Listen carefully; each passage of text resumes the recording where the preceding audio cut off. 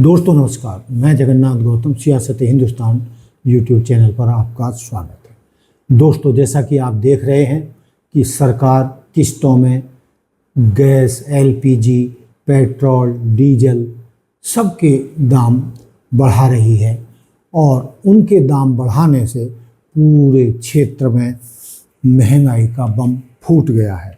दोस्तों, जैसे ही petrol, diesel, gas के दाम बढ़े हैं, मार्केट में हलवाई, रेस्टोरेंट, खाने पीने की चीज़ तुरंत दाम बढ़ गए हैं।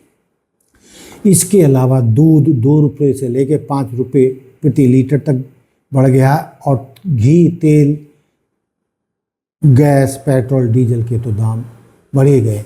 यानी होता क्या है, क्योंकि हमारे देश में क्रूड ऑयल तो पैदा होता नहीं है और 85% लगभग बाहर से मंगाना पड़ता है, और जब भी कोई ऐसी तबाही आती है क्रूड ऑयल की तो हमारे देश में हाहाकार मच जाता है।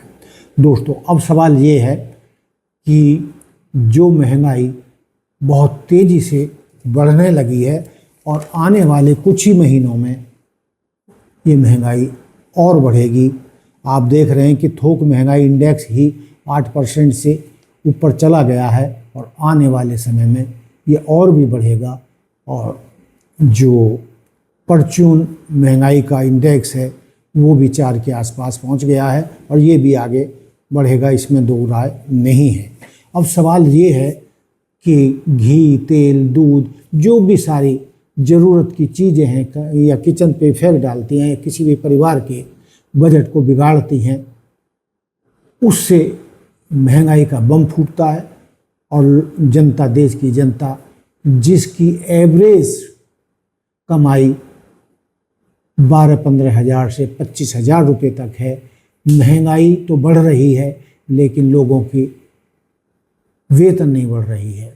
जब आपने देखा है कि वेतन बढ़ाने को लेकर भी कई जगह लफड़े हुए हैं और मालिकान कहते हैं कि भाई आप इंक्रीमेंट की बात मत करिए और वेतन बढ़ाने की बात मत करिए, ये नौकरी आपको जो दी हुई है यही बनी रहे, यही आपके साथ हमारा बहुत बड़ा सहयोग है। तो ये हालात बाजार के हैं या देश के हैं।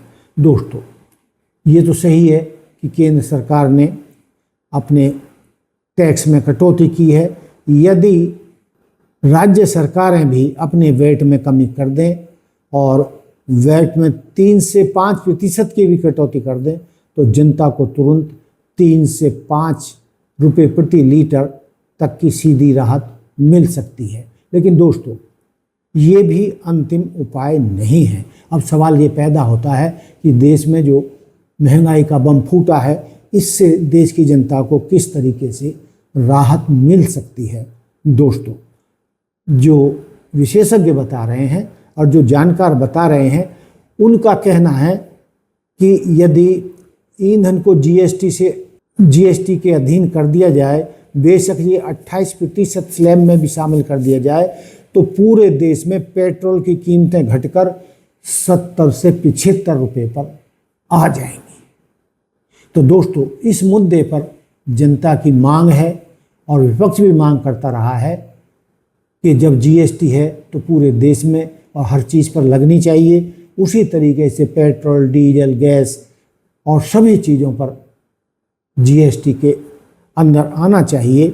और यदि, जैसा कि मैंने बताया, जानकारों ने मुझे जानकारी दी कि यदि क्रूड ऑयल पर, गैस, पेट्रोल, डीजल पर भी जीएसटी अधिकतम 28% कर दी जाती है तो स्लैब में भी शामिल कर लिया जाए तो पूरे देश में पेट्रोल की कीमत घटकर 70-75 रुपये आ जाएगी, जो सरकार को पहले ही कर देना चाहिए था। लेकिन दोस्तों, आप जानते हैं कि अभी तक कुछ ये इस घटना से पहले 28 फरवरी से पहले 60 रुपये का क्रूड ऑयल का रेट था, जो अब बढ़कर 100 से ऊपर हो गया है। लेकिन दोस्तों, तब सरकार ने खूब चांदी काटी और देश की जनता को राहत नहीं दी, और अब वक्त आ गया है कि देश की जनता को इस मुसीबत से बचाने के लिए सरकार को पेट्रोल, डीजल, गैस आदि को जीएसटी के दायरे में लाकर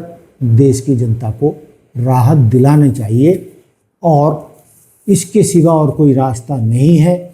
और यदि सरकार वाकई में महंगाई की मार से जनता को बचाना चाहती है तो अंतिम उपाय तो यही दिख रहा है, क्योंकि मिडिल ईस्ट की जो समस्या है या युद्ध है उसका कहीं पता नहीं चल रहा है कि वो कब ख़त्म होगा, कब सुलह होगी और कब दोनों में राजीनामा होगा। इसका कोई अंत दिखाई नहीं दे रहा है।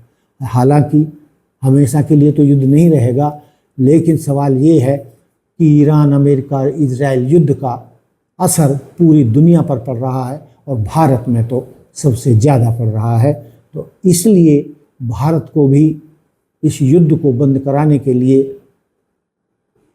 विश्व गुरु को, महामानव को अपनी शक्ति का इस्तेमाल करना चाहिए और देश की जनता को इस मुसीबत से राहत दिलानी चाहिए।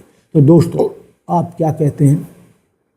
आपका क्या कहना है कि क्या पेट्रोल, डीजल, गैस को भी जीएसटी के दायरे में लाना चाहिए या नहीं? क्या ये उचित फैसला नहीं होगा जिससे कि पेट्रोल, डीजल 70-75 के रेट में आ जाएंगे? तो दोस्तों, देखते रहिए सियासत हिंदुस्तान। ये था हमारा आज का मुद्दा कि देश की जनता को महंगाई के बम से कैसे निजात दिलाई जाए। तो उसका हमने रास्ता आपको बता दिया है और पूरे देश की जनता को सरकार पर दबाव डालना चाहिए, पूरे विपक्ष को सरकार पर दबाव डालना चाहिए कि पेट्रोल, डीजल आदि को वो जीएसटी के दायरे में लाए और जो जनता का हक भी बनता है। तो दोस्तों, ये था हमारा आज का मुद्दा। देखते रहिए सियासत हिंदुस्तान। जय हिंद, जय भारत, जय संविधान। नमस्कार।